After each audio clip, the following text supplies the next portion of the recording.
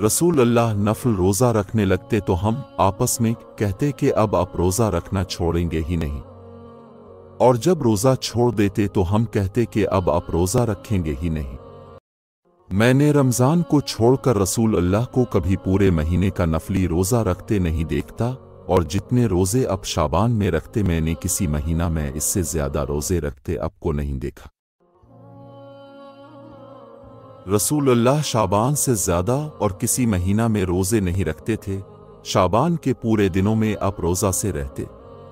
अब फरमाया करते थे कि अमल वही इख्तियार करो जिसकी तुम में ताकत हो, क्योंकि अल्लाह ताला सवाब देने से नहीं थकता, तुम खुद ही उगता जाओगे।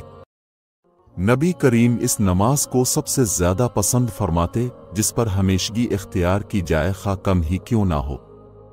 चुनांचे हज़रत जब कोई नमाज शुरू करते तो उसे हमेशा पढ़ते थे।